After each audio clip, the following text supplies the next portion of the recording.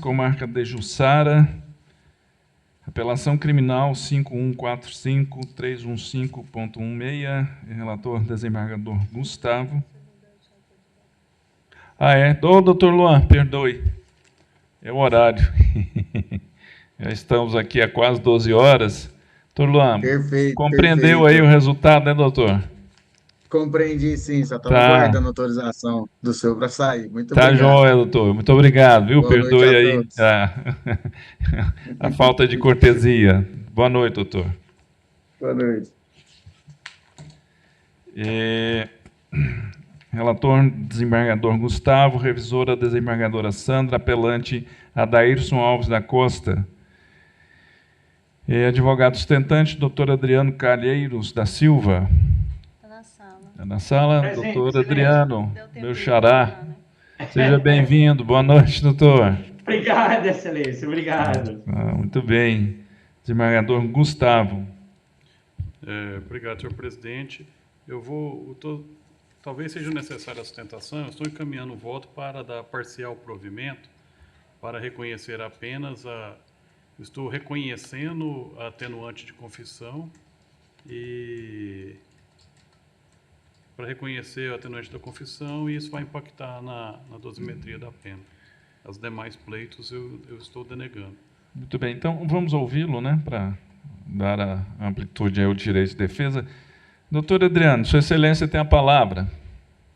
Obrigado, Excelência. Fica aqui os meus cumprimentos à Vossa Excelência, que preside o feito, ao doutor Gustavo, ao doutor Maurício Nardini, a quem eu tenho uma estima muito grande, e aos demais colegas que se fazem presente também ainda aqui na sala virtual.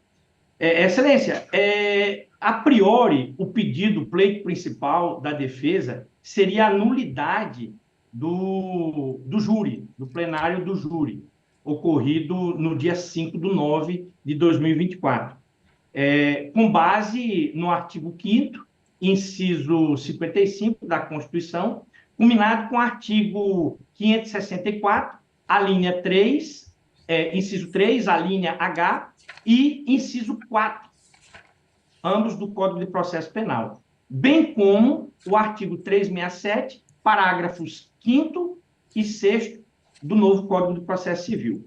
Explico. No evento 216, foi intimado a defesa para que juntasse o rol de testemunhas da fase do 422. E assim foi feito. O evento 216, datado do dia 19/5/2024, 4 meses antes do julgamento. A defesa requereu, em caráter imprescindível, o depoimento da testemunha Gildete Maria de Paula, que, por sinal, é ex-esposa do ora recorrente. Para nossa surpresa, no evento 273, datado de 18/8/2024, ou seja, 3 meses após a juntada do rol de testemunhas, foi colecionada aos autos uma certidão do nobre Meirinho, informando que deixou de intimar a testemunha, senhora Gildete, pois tinha ido na casa dela, na diligência, no dia 16 de agosto de 2024, às 17h15, bateu palma, não encontrou ninguém na residência e, por esse motivo, deixou de intimar a testemunha. Pede para que volte o mandado para o cartório e que seja dado nova diligência com novos endereços e, inclusive, pede para que seja colecionado também números, né, de telefone celular, para que facilite a comunicação com a testemunha. Ora, uma simples leitura no evento 216, a defesa não só indicou o endereço da testemunha Gildete, como também colocou o número de telefone dela lá nos autos. mas não tiveram o mínimo de zelo. E mais, o artigo 252 a 254, combinado com o artigo 3º do CPP, 252 a 254 do novo Código de Processo Civil, combinado com o artigo 3º do CPP. O 252 diz que, quando por 2 vezes o oficial de justiça houver procurado o citado em seu domicílio ou residência sem encontrar, deverá, havendo suspeita de ocultação, intimar qualquer pessoa da família ou, na sua falta, qualquer vizinho, de que, no dia útil imediato, voltará a fim de efetuar a citação. Ou seja, em uma simples leitura, deixa claro, deixa bem evidente que, no mínimo, o nobre Meirinho deveria ter ido na residência dela por 2 vezes. E isso não ocorreu. Houve uma desídia por parte do nobre Meirinho. E não para por aí, não. Quando este causídico que aqui sustenta viu a certidão colecionada no evento 273, prontamente requereu ao juízo daquela comarca, conforme evento 281, que fosse determinado uma nova ida do Meirinho àquela residência, tendo em vista que aquele era o endereço da testemunha. E o horário que o nobre oficial esteve no local foi em horário de serviço, aonde a testemunha estava trabalhando. Porém, no evento 283 e 284, a nobre magistrada se recusa a se manifestar sobre o pleito da defesa de uma nova diligência para que fosse intimada a testemunha que está em caráter imprescindível. Mas ela, no evento 283 e 284, manifesta acerca de dispensa dos jurados, mas não fala nada a respeito do pleito da defesa, caracterizando claramente o cerceamento de defesa com base na falta de intimação da testemunha. No dia do julgamento, a defesa fez questão de que constasse em ata que não houve a intimação da testemunha, que estava em caráter imprescindível, por desídia do juízo e do Meirinho, conforme está colecionado no evento 300, as folhas 2. Mas nada foi feito. De imediato, o nobre magistrado que presidiu o feito lá no dia não concordou com o pleito da defesa, quis que ligasse para a testemunha naquele momento, no dia do julgamento, não conseguiu falar com a testemunha e decidiu dar continuidade ao feito, passando por cima com um rolo compressor do que é aduzido em lei. Para nossa surpresa, foi feito o julgamento e, quando terminou a instrução, quando vai para os embates orais, esse causídico pega o seu telefone e vai gravar os seus embates, a sua fala, a fala da defesa, em que pese, mesmo que tivesse gravando a fala ou os embates, não só da acusação, como da sua própria, da defesa, não estaria cometendo nenhum ilícito. Porém, no evento 226, a promotora requereu da juíza que fosse proibida a gravação em plenário, sem motivo algum, porque não estamos tratando de um julgamento de segredo de justiça e nem tampouco foi requerido nada que viesse a violar a imagem da nova promotora. Aliás, é uma funcionária pública, está atuando em um ato público, nada é proibido a gravação dela. Agora, se a imagem dela fosse usada de forma indevida, caberia uma ação em desfavor ou do advogado ou de quem usou a imagem indevidamente dela, para que ele viesse a sofrer as sanções devidas. Por quê? Porque o artigo 367, parágrafos 5º e 6º, deixa claro que as partes podem sim gravar, e me atenho aqui ao parágrafo 6º desse artigo do 367, do Código de Processo Civil, deixa claro que as partes podem gravar, aliás, sem precisar de consentimento das justiças, sem precisar do consentimento judicial. Então, não tem violação. O artigo 5º, inciso 60, e o artigo 93, inciso 9 da nossa Constituição, deixa claro que o ato é público. Aliás, existe até um habeas corpus que foi impetrado, onde o doutor presidente aqui, doutor Adriano Linhares, foi voto vencido. Ele, inclusive, mencionou a recomendação de número 94 do Conselho Nacional de Justiça a respeito da publicidade, a respeito da gravação de audiências, que pode ser feito. Porém, virou um furdunço, desculpe o vocabulário, naquele local. Por quê? Porque as promotoras não aceitaram de forma nenhuma que a defesa gravasse a sua atuação. Não era nem a atuação delas, mas sim a própria da defesa. E virou aquela confusão, e nessa confusão, o nobre magistrado, doutor Fábio Amaral, suspendeu o plenário do júri por 40 minutos. Consultou alguns colegas magistrados e, voltando do recesso, chegou para mim e falou: doutor, o senhor pode preparar que o senhor vai continuar o júri, a sua sustentação, e o senhor vai poder gravar. Meu Deus do céu, isso foi o fim. Ou seja, já contaminou o conselho de sentença.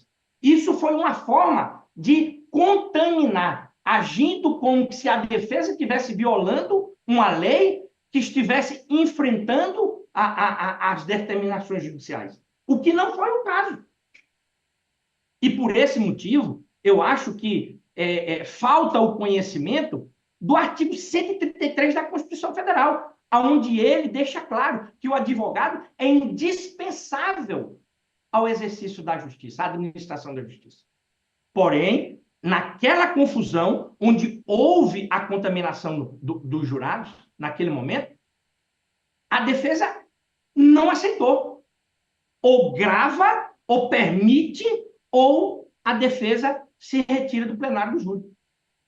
Por quê? Porque é uma violação ao direito, não só do advogado, como também do próprio recorrente. E aí começou aquela apavoração na cabeça, até mesmo do recorrente, porque as promotoras começaram a indagar o juiz. Excelência, se for permitir a gravação, eu quero a prisão do acusado por violação à determinação judicial. E virou aquela confusão terrível em plenário. Ou seja, cremos que houve a contaminação dos jurados, a contaminação no julgamento.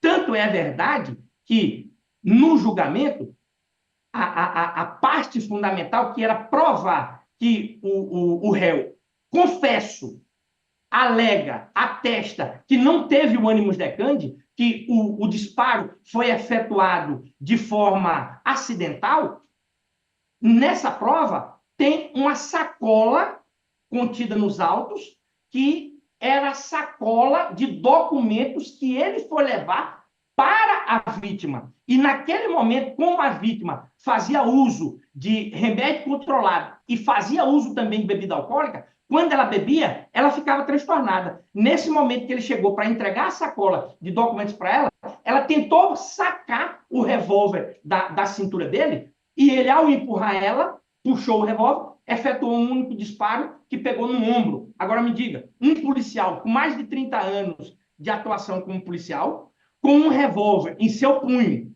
com 6 munições no tambor, só iria efetuar um único disparo no ombro? Não faz sentido.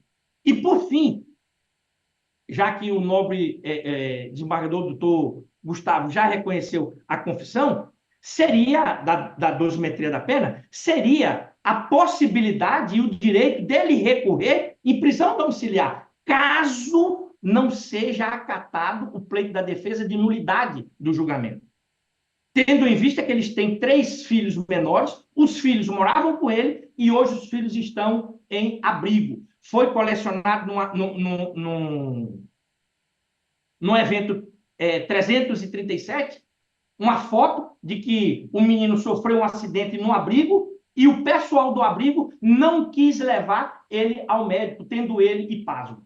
Por esse motivo, a defesa requer a nulidade do feito, tendo em vista os argumentos aqui invocados, bem como, caso não seja acatado, que seja feita a dosimetria, bem como o direito de recorrer em prisão domiciliar. Esses são pleitos.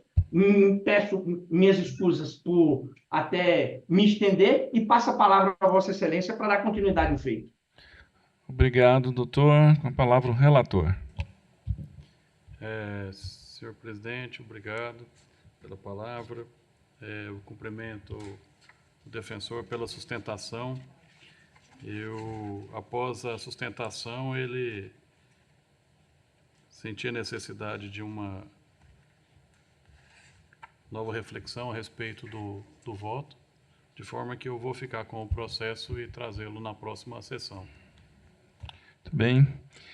Então, doutor Adriano, Sua Excelência compreendeu, o eminente relator tira com vista para reapreciar a apelação, tá?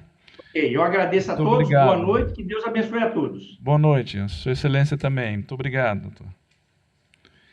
Número 47, uma apelação criminal de Goianésia, 5397.427.59, relatora, a desembargadora Sandra, revisor desembargador Sival, apelante Carlos Henrique Marques dos Santos, advogado Dr. Iago Fontinelles Aguiar. Está na sala, não. Doutor Iago, bem, não está presente. Desembargadora Sandra. Obrigada, presidente.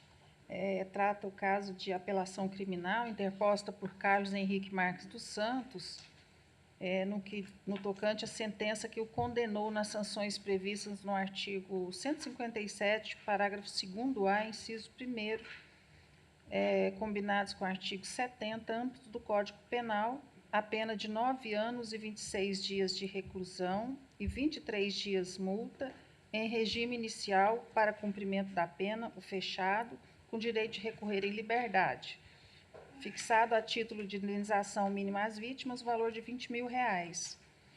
Nas razões recursais, foi requerida absolvição por ausência de provas, a nulidade do reconhecimento pessoal, alegando que houve inobservância do disposto no artigo 226 do Código de Processo Penal, e a revisão da dosimetria da pena. Bom, esse caso aqui é o seguinte, ocorreu na comarca de Goianésia, segundo consta aqui na denúncia, o acusado, no dia 17 de outubro de 2019, adentrou no estabelecimento das vítimas, denominado Vicentine Joias, e, mediante grave ameaça exercida com emprego de arma de fogo, restringiu a liberdade das vítimas e subtraiu para si coisa alheia móvel, consistente em diversas semijoias, relógios, celulares. Bom, vamos primeiro à preliminar de nulidade do reconhecimento pessoal. Embora a defesa argumente que houve ilegalidade no reconhecimento pessoal do apelante, sabe-se que a identificação na etapa investigativa não imprestabiliza a ação penal, especialmente quando subsistem outros elementos indiciários da concorrência do apelante ao crime. No caso, além do reconhecimento efetuado pelas vítimas na fase inquisitorial, as provas colhidas sobre o crivo do contraditório e da ampla defesa foram bastante claras aí com relação à questão do reconhecimento pelas vítimas. E não se verifica mácula no reconhecimento pessoal, isto porque as vítimas foram categóricas em reconhecer o acusado como sendo o autor do respectivo roubo e afirmaram com grau de certeza que o apelante for o autor do delito. Inclusive, as imagens da câmara de segurança permitem visualizar o autor dos fatos, o que corrobora a versão das vítimas.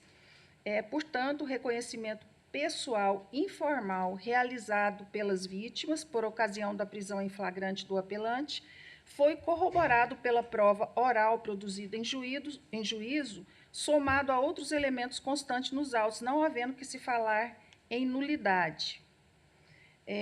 Com relação ao mérito em que ele pede a absolvição, eu vejo aqui que a materialidade do delito encontra-se comprovada nos autos e a autoria também resta comprovada pelas declarações colhidas tanto na fase investigativa quanto judicial, bem como pelos elementos informativos e pela prova jurisdicionalizada que comprova a atuação do apelante.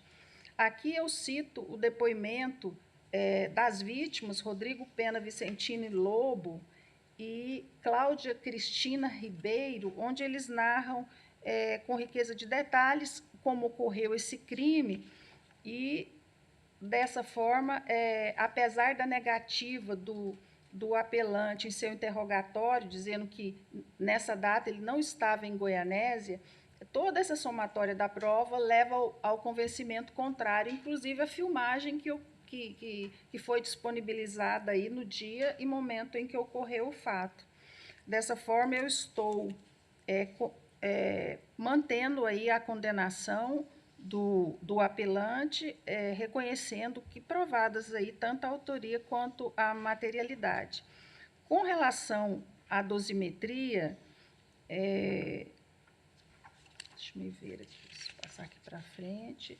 Verifica-se dos autos que o magistrado aplicou as diretrizes do artigo 59, considerou favoráveis todas as circunstâncias aí do artigo 59, fixou a pena base em 4 anos de reclusão e 10 dias multa, no mínimo legal, que não enseja reparos.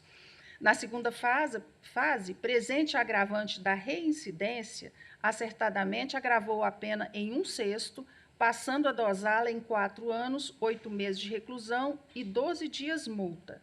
Na terceira fase dosimétrica, verifica-se que o magistrado sentenciante aplicou a fração de 2/3, reconhecendo a violência exercida com o emprego de arma de fogo, conforme prevê o artigo 157, parágrafo 2º-A, inciso 1º do Código Penal, estabelecendo a pena em 7 anos, 9 meses e 10 dias e 20 dias multa. Essa pena não merece reparos. Da mesma maneira, não cabe reparo quanto ao concurso formal, que, em razão do crime ter sido praticado contra 2 vítimas, fora majorada em 1/6, tornando a pena definitiva em 9 anos, 26 dias de reclusão e 23 dias multa. Observando o quanto da pena privativa, mantém o regime fechado para cumprimento da pena e ausentes os requisitos previstos nos artigos 44 e 77 do Código Penal, inviável a substituição da pena privativa de liberdade por restritivas de direitos ou a concessão da suspensão condicional da pena. Ante o exposto, acolho o parecer ministerial e conheço do apelo e lhe nego provimento. É assim que voto, presidente. Desembargador Sival.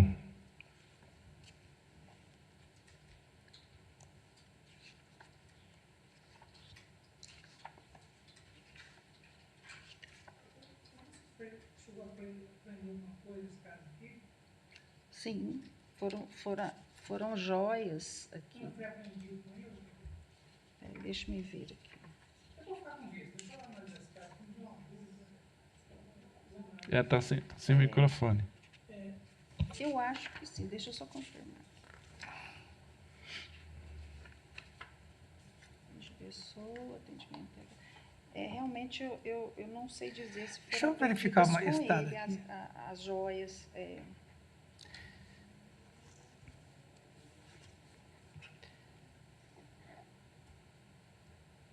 Vai ficar com vista, então? Tá. Eu só vou antecipar que Eu ia divergir no aspecto do reconhecimento da majorante do emprego de arma de fogo. Não houve apreensão, não houve uso, um disparo, algo dessa natureza, para se certificar que se tratava efetivamente de uma arma de fogo, né? Não dá para confiar naquilo que as vítimas veem, e em especial diante das inúmeras hipóteses de armas que são produzidas como simulacros, né? Numa sessão eu fui até muito criticado por isso. Eu trouxe 2 armas como é que chama? Airsoft, né? E mostrei, ó, essa aqui é uma Sig Sauer P226, 9mm, e esta aqui é uma Taurus, né? 9mm também. E perguntei qual delas é verdadeira. Aí ninguém soube dizer, eu falei assim, nenhuma. Nenhuma. Né? E veja que nós... eu tampei com a coisa preta. Então, não dá para dizer, ó, não dá mesmo. Né? Não é má vontade, não, é porque não dá para dizer. Então, aí eu presumo que é uma arma de fogo. E eu reconheço um agravante que é 2/3 da pena. Né? Mas foi interessante que naquela mesma ocasião, na despedida, era a última sessão do ano, eu ainda era substituto, e o desembargador Aureliano até mostrou uma cena da invasão filmada da residência de um primo dele, em que os caras entraram e o primo dele começou a atirar, e os caras atiraram. E não houve apreensão dessas armas. Dá para reconhecer a majorante? Sem nenhuma dúvida. Ela foi usada, é arma de fogo. Né? Mas e aqui? Como é que eu faço? Eu vou supor, presumir em desfavor do réu, porque a vítima diz que é arma de fogo? Eu tenho que ficar essa preocupação. Mas tem sempre. imagens. Mas vamos Mesmo supor com que imagens.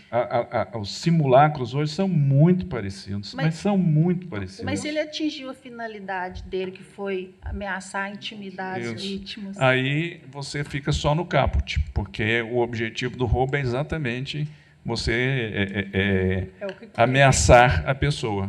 Né? Não, quanto a isso é bem tranquilo, quer dizer, se é simulacro, é só o caput. Né? É o que eu falo, então é melhor entregar a arma de brinquedo, tá aí o que eu usei lá no assalto, acabou, está excluída a majorante, está aqui o que eu usei lá na ocasião. Vai para os caras, compra e deixa em casa uma falsa, a hora que for pego, está aqui o que eu usei, acabou, está decotada a majorante. Agora, se não apreendem nada, eu reconheço. Com franqueza, eu não consigo. Quer dizer, lamento, mas se tivesse um disparo, alguma coisa assim no local, não tenho dúvida, tem que ser reconhecido. Agora, nesse universo aí que... E quanto à autoria aqui? Não, eu só estou falando que Sua Excelência vai verificar, né, a questão da autoria. Mas eu estou antecipando que, se for reconhecida, evidentemente, né, nós avançarmos até esse momento, que é já de fixação da pena, né, não de definição da responsabilidade, aí, se chegar até lá, eu já estou informando que meu encaminhamento é no sentido de sentir desse reconhecimento. Os argumentos são extremamente plausíveis, né? Eu não tive dúvida com relação à autoria, desembargador Silval. Mas vai ficar com vista, né? Com vista, a gente... Porque a vítima prossegue, né? É muito, assim, é muito afirmativa quanto ao reconhecimento. Tem câmeras, né? Tem imagens de câmeras. Mas deixa eu firmar mais aqui a convicção. Fica o julgamento suspenso com vista tem tanta gente parecida nesse ao revisor. mundo, né? Mas nesse caso eu acho que... Não, mas eu sei. O voto está muito bem fundamentado. Mas semana que vem a abordagem aqui é mais por questão de...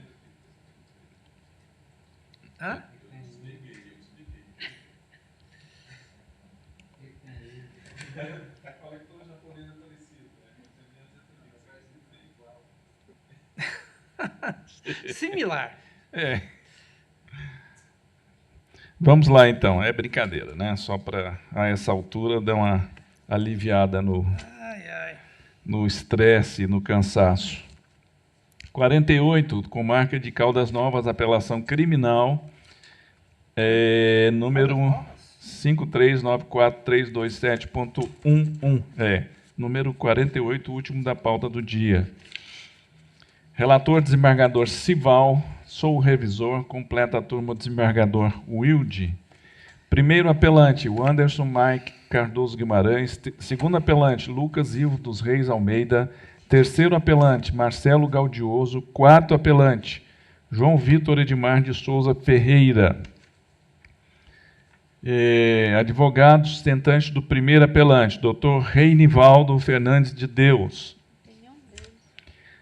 Advogado do segundo apelante, Dr. Marcos Vinícius de Carvalho Oliveira. Advogado sustentante do terceiro apelante, Dr. Elter Naves. E do quarto apelante, Dr. Vitor José da Silva. Nenhum presente? Não. Desembargador Sival. Eu vou continuar Com vista? porque isso aqui É complexo, né? Veio uma dúvida aqui e eu não consegui resolver de ontem para hoje. Tudo bem. Dúvida superveniente. Então fica com vista ao eminente relator. Sem sustentação oral, porque perderam a chance, né? É a perda de uma chance sustentatória.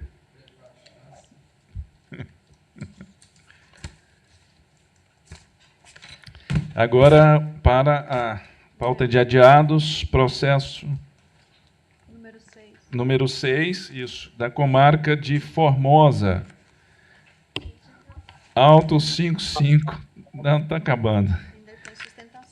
5528-683.72, relator, desembargador Wilde, revisor, desembargador Gustavo, integra a turma, desembargadora Sandra, apelante Gesiel Ian Alves Fernandes, advogada sustentante, a doutora Fabiane Costa Rodrigues, que está conosco. Boa noite, doutora Fabiane, mais uma vez, seja bem-vinda. E desembargador Wilde. Esse é o último? Não. Não. Está com pressa. Mais ou menos isso. É porque eu estou fazendo uma apuração aqui, eu acho que eu acabei os meus aqui hoje. Eu acho que eu vou... Senhor presidente, acho que não haverá necessidade Não? para ela sustentar. Muito bem. Eu serei bem direto, senhor presidente. É o seguinte, trata-se de uma apelação criminal e houver uma condenação, só que, de ofício, eu estou preliminarmente declarando a nulidade devido ao uso de algemas durante a audiência, sem que houvesse a demonstração de uma das hipóteses, né? Caso de resistência, quando houver fundado receio, existe perigo à integridade física própria ou de terceiros. Como nós atacando, então, a súmula 11. Então, desta forma, o uso de algemas sem a devida justificação, eu estou declarando nula. É como estou votando. Muito bem. Desembargadores integrantes da turma.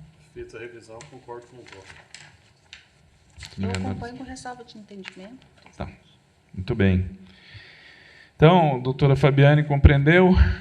Está sendo anulada a audiência da instrução e julgamento e determinada a sua renovação e dos atos subsequentes, como determina o rito respectivo. Tá certo? Certinho, muito obrigada. Obrigado, doutora. Boa noite, seja sempre bem-vinda. Boa noite a todos. Apelação número 7, apelação criminal de Águas Lindas de Goiás, processo 531729.77, também do relator desembargador Wilde, revisor desembargador Gustavo, integra a turma desembargadora Sandra, apelante Alain Aparecido da Silva Marinho, advogado Dr. Glaian Alves Xavier. Não está não, né? Não. Bem, desembargador Wilde. Senhor presidente, esse caso é a mesma situação. Se trata de um apelo e também, preliminarmente de ofício, estou verificando que foi utilizado algemas durante a audiência de instrução, nulidade, não há nenhuma justificativa sobre... Certo? Não há nenhuma justificativa sobre a utilização da algema. Então, portanto, senhor presidente, eu estou votando. Fiz a revisão e cheguei à mesma conclusão. Para os novos que vão entrar, eu vou falar isso agora em março. São Isso. várias.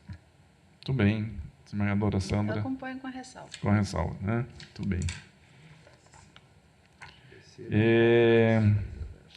Enfim, né? Vamos lá, agora saltamos lá para o 10. Senhor presidente, Sim, eu vou pedir licença para me retirar, porque eu não voto mais. não, se eu soubesse, eu teria deixado você por... Não, vota... né? Não, vota sim, ó. Você tem que acompanhar a sua pupila aí, ó. Quem? No 11 e no 12. Eu? Tem que ficar aí assistindo. Ué, por moral, para a desembargadora Sandra, em sua substituição. Essa menina tem luz muito maior do que a minha. Ai, ai. Muito bem. Acabou mesmo, né? Tá certo, desembargador. Mais uma vez, seja bem-vindo, né, de volta. Obrigado. Fazia falta.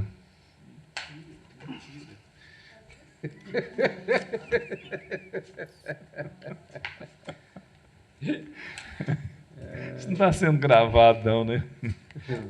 Está sendo gravado, velho. Vamos lá, número 10, é o com visto. antepenúltimo. Oi? Fiquei com vista. Continua com vista? Então, número 11, que é meu. Está faltando anotar alguma coisa aí? Eu espero, aguardo, claro. Não, claro.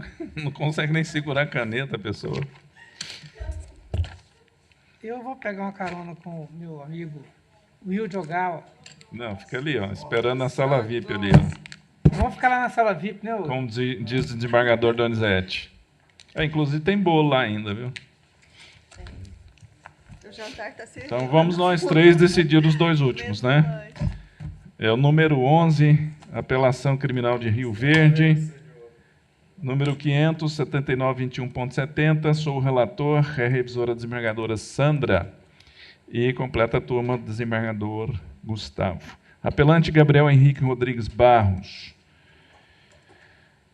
Advogados, o doutor Djan Goulart Moraes. Eu só estou em dúvida com relação ao nome do primeiro. Doutor Luzana. Doutora Luzana. Ah, doutora, porque ficou doutora aqui. Na sessão passada, o julgamento foi suspenso após a sustentação oral da doutora Luzana, com vista para mim. E, em síntese, na ocasião, primou-se por cerceamento do direito de defesa, violação da cadeia de custódia e houve debate sobre o mérito. Vamos lá. Deixe-me me situar aqui. Tá. Bom, boa tarde a todos. Boa noite a todos. Muito bem. Eu imagino que os colegas já hajam tido acesso ao encaminhamento, né, de voto. Sim. E vejam que...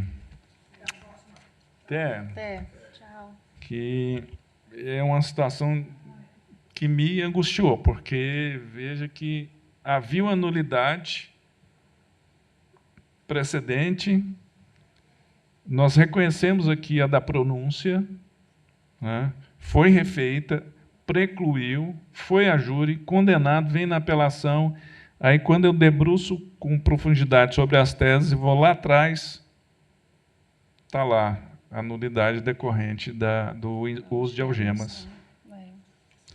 Em todas as ocasiões em que houve audiência de julgamento, nos movimentos 126, 155, 156, 266, 268, sem falar que lá na audiência de custódia, né, já havia esta situação que é absolutamente desnecessária, né? Enfim, eu estou encaminhando esta proposição de voto aos colegas, né?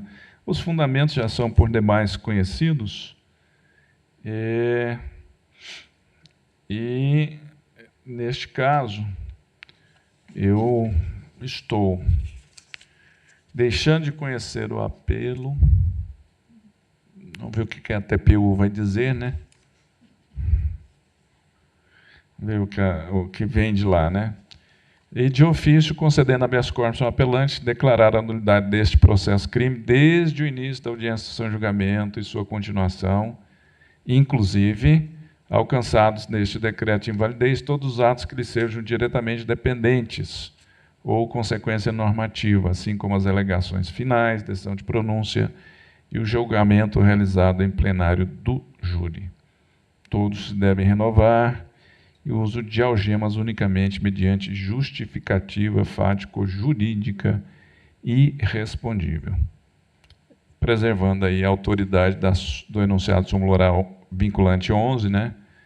E basta uma reclamação ao Supremo, que com certeza ele irá anular, imagino, né? É assim que estou votando. Os colegas... Eu acompanho com a ressalva de entendimento, Desmerda. Mas, de toda forma, é muito ruim, né, anular tudo. Né? É triste, é muito serviço jogado fora. Né? Eu vou fazer uma divergência, mas nem o embargos aqui de implementos vai caber, porque é só pela defesa, mas eu vou fazer como ressalva. Nós tivemos já uma situação de reconhecer a nulidade da pronúncia, ela foi refeita, e naquela ocasião não se observou essa questão. Nova pronúncia foi apresentada, não houve recurso antidistrito, salvo engano, a questão foi a júri. Aí no júri, agora a advogada está discutindo na apelação outras nulidades, mais do júri, e questões relativas ao mérito. Eu tenho uma preocupação de... não é que eu vou falar de uma preclusão para o julgador, não é isso. Mas nós temos duas correntes, uma que entende que essa questão da algema é uma nulidade relativa, que ela precisa de ser arguída, sob pena de preclusão, e uma outra que a Câmara tem adotado no sentido de entender que ela é absoluta e que a qualquer tempo a gente pode reconhecer. Eu tenho sempre seguido essa orientação. Contudo, nesse caso aqui, eu acho que nós já tivemos uma oportunidade de analisar a pronúncia. E essa questão ela estava lá. Em momento algum, de nenhuma das razões, de nenhum dos recursos, essa questão é levantada. Neste caso concreto, em que já superou, houve preclusão do questionamento da pronúncia, e nós já chegamos ao julgamento do Tribunal do Júri, o meu voto é no sentido de afastar essa preliminar, essa nulidade. Então, eu estou votando nesse sentido.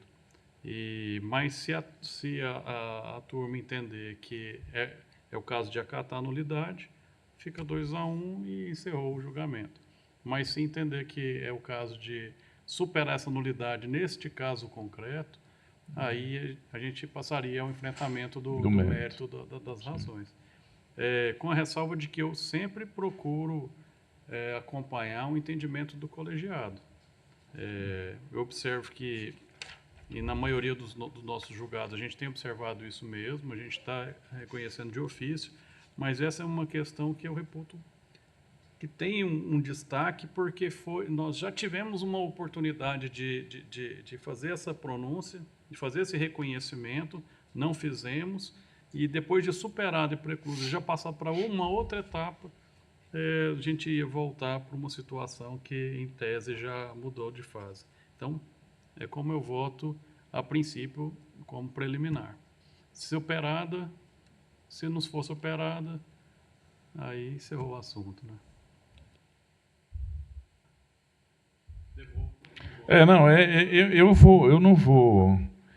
Eu compreendo bem a interlocução de Vossa Excelência, mas eu tenho a convicção de que, quando o Supremo Tribunal Federal editou essa súmula vinculante 11, ele não deixou para as instâncias inferiores, no que se inclui o próprio Superior Tribunal de Justiça, para dizer se era nulidade relativa ou absoluta. É nulo. Ele simplesmente diz, é nulo.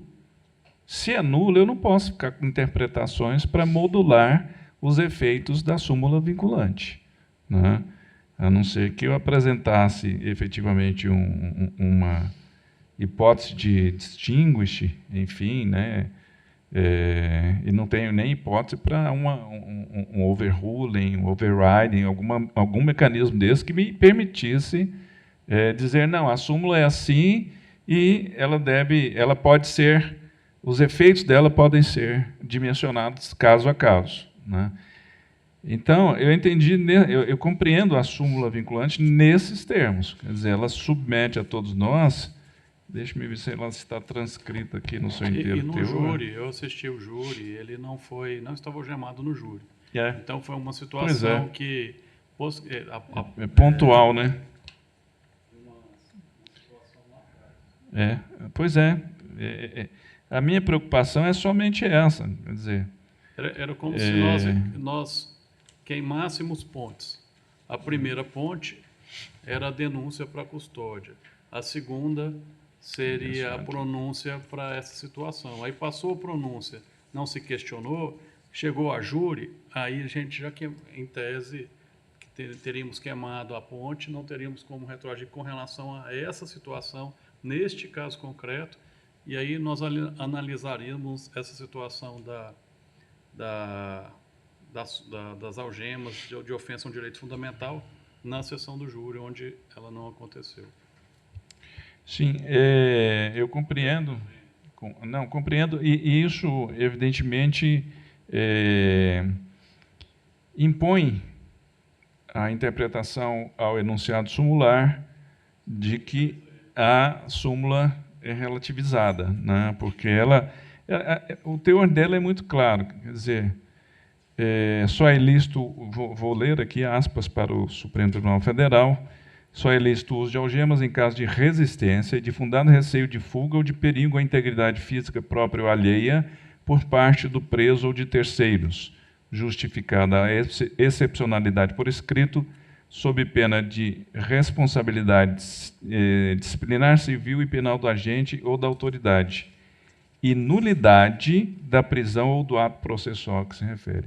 Quer dizer, o que condiciona a nulificação não é se é relativa ou absoluta, ou se é uma nulidade que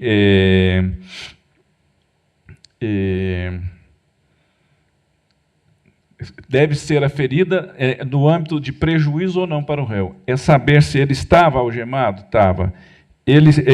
Houve justificativa? Não houve, então é nulo.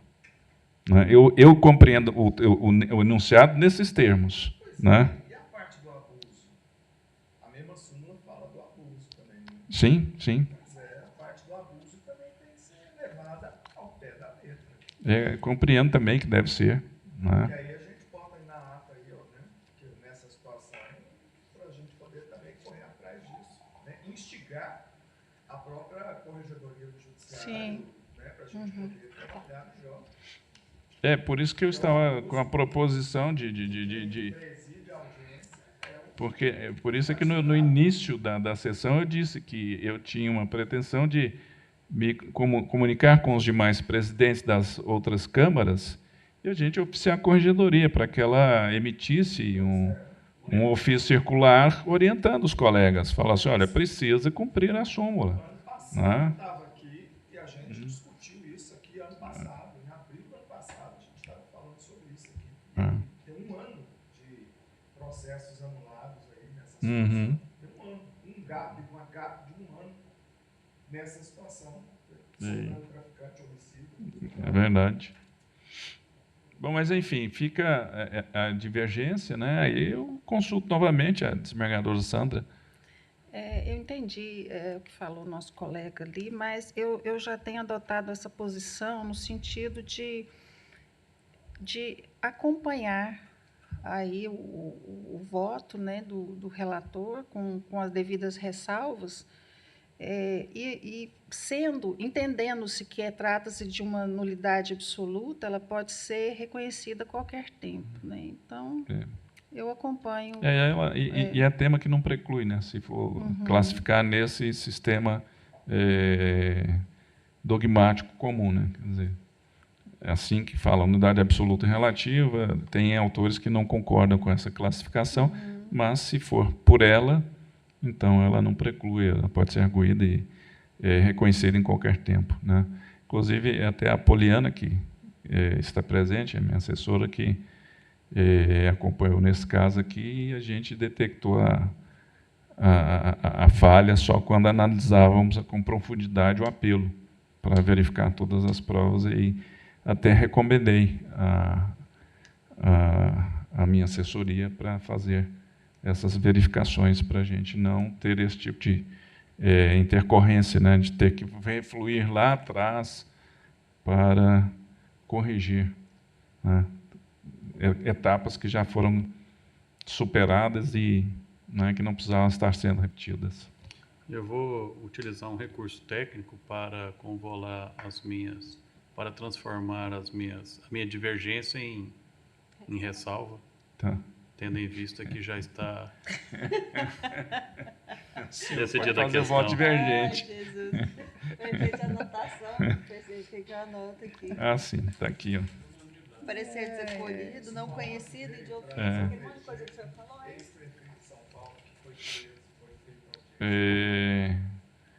Eu deixo de conhecer do apelo, pode ser? Pode. E de ofício concedo habeas corpus ao apelante para declarar a nulidade do processo crime desde o início da audiência da instrução e julgamento, inclusive, renovando-se todos os atos a partir dela. Com ressalva do desembargador Gustavo. Os dois com ressalvas. E o último, né, felizmente,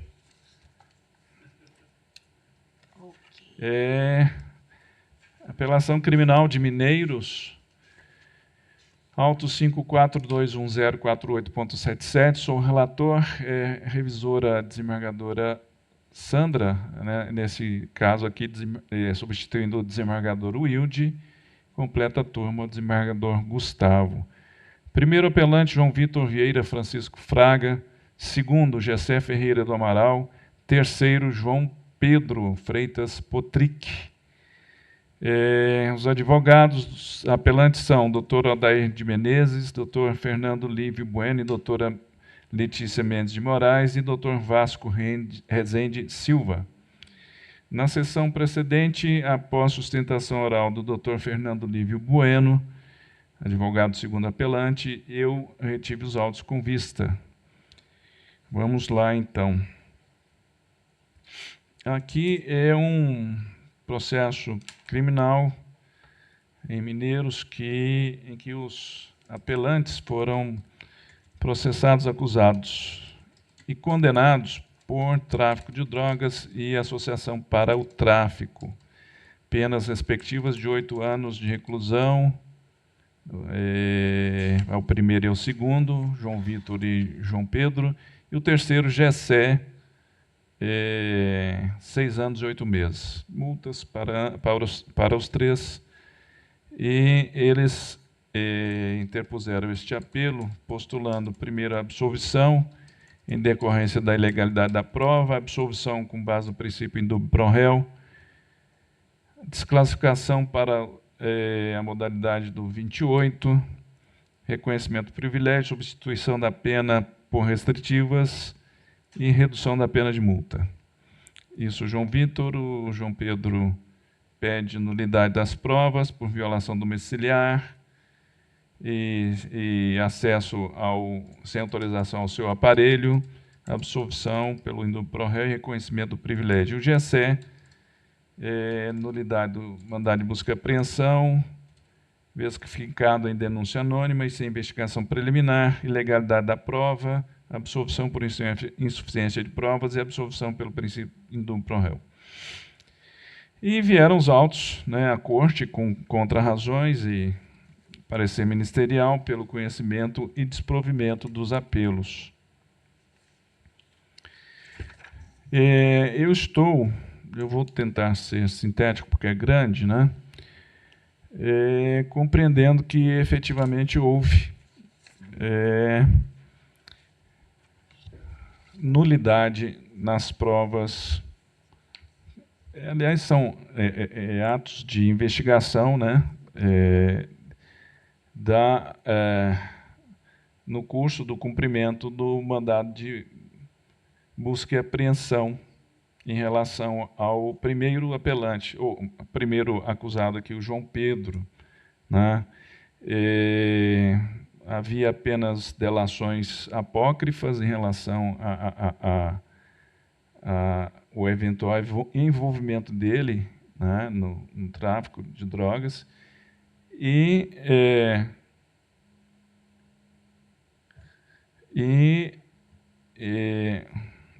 na sequência foi expedida essa ordem de busca e apreensão, autorizada a quebra o afastamento do sigilo de dados telemáticos e informáticos e telefônicos, enfim, todos os dispositivos que fossem apreendidos, né? Só que aí, o que aconteceu? No cumprimento da ordem de busca e apreensão, os policiais foram até a residência do João Pedro e lá encontraram 11 comprimidos de êxtase e apreenderam o celular dele. Em vez de apreender e apresentar para a autoridade policial e essa encaminhar para a perícia, o que eles fazem? Eles manejam o celular do indivíduo, né? Quer dizer, violação de cadeia de custódia e também da determinação judicial, né? E, a partir desta violação, eles identificam uma conversa entre o João Pedro e o Gessé, e que se referiam ao comércio de balas nós sabemos que é cocaína, né? E decidiram se deslocar até a residência do Gessé, a partir disso. E lá eles ingressaram e apreenderam drogas, né? Mais 7 comprimidos de êxtase e uma pequena quantidade de maconha. Por fim, com a colaboração espontânea dos dois, né, como sempre, eles foram até a casa do terceiro, João Vitor, sem ordem judicial, sem nada, né? Encontraram 38 comprimidos de êxtase. E depois, esses 3 reunidos acabaram apontando um quarto indivíduo, em cuja residência foram apreendidos 8 comprimidos de êxtase.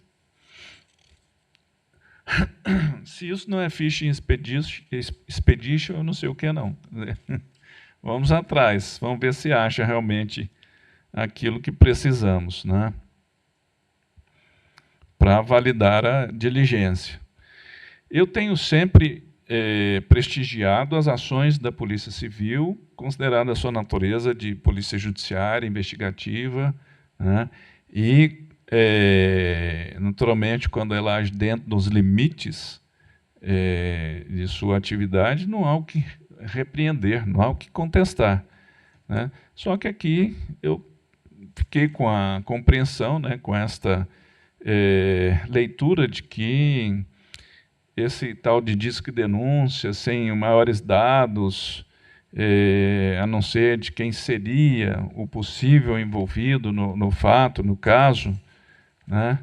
E a partir do que segue-se aí a violação de celular, e aí passam a ser feitas pesquisas probatórias para ver se chegam em outros, vão na casa do indivíduo sem ordem de busca e apreensão, vão lá e apreendem quantidades até relativamente pequenas de drogas, né? É uma droga de potencial de criar dependência significativa, mas vê-se que não é um volume extraordinário de drogas, né? São pequenas porções, cada um, que tinha mais tinha 56, né? E, a partir desses aspectos, eu considerei inválidas as provas obtidas, e, por isso mesmo, eu estou conhecendo dos apelos e declarando nulo o decreto de busca, que autorizou a busca e apreensão nos autos tais, bem como das provas dele derivadas, declarando, por conseguinte, a nulidade de todas elas, nos termos do artigo 564, inciso 4, o diploma de procedimentos penais, que é aquela falta de dados, elementos essenciais para a validez do ato, né? E, de consequência, nos termos do artigo 386, inciso 2, ausente prova válida da existência do fato, eu estou propondo a consideração da douta turma a absolvição dos apelantes João Vitor, João Pedro e Gessé Ferreira. É o voto do desembargador Gessé. Gustavo, é a hora. Não, Desembargadora Sandra. Agora está invertido, né? Até agora foi assim. Sentido anti-horário. Tá desligando. Eu estou com uma dúvida que eu gostaria de ficar com vista dele. Claro. Eu estou pronto para ser desconvencido também. Ou então eu vou ficar convencida, não sei. Vamos ver. Às vezes, eu já resolve que eu já adianto. É só uma dúvida também, que a decisão ela está invalidando a busca e apreensão. Mas ela estava fundamentada, a decisão que determinou a busca e apreensão? Ela foi fundamentada apenas em delações anônimas. Ah, tá certo. Então, é o disco denúncia lá. Então, eu acompanho. Então, ficou com vista para mim. Fica com vista, né? Após o voto do relator, que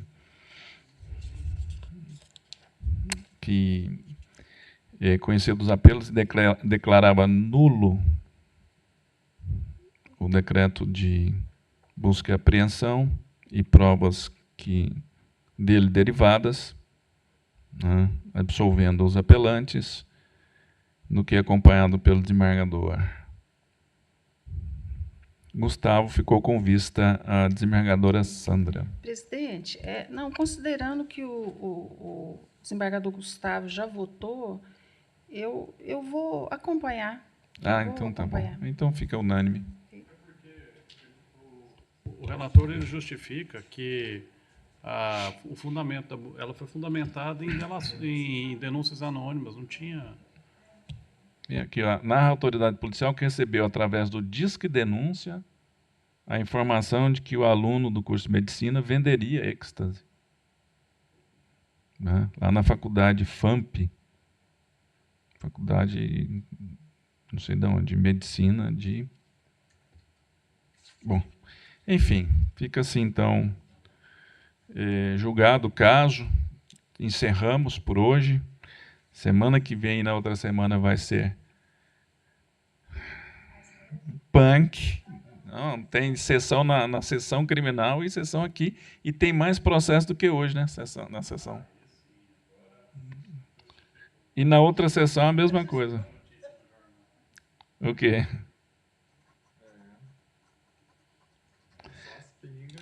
É só.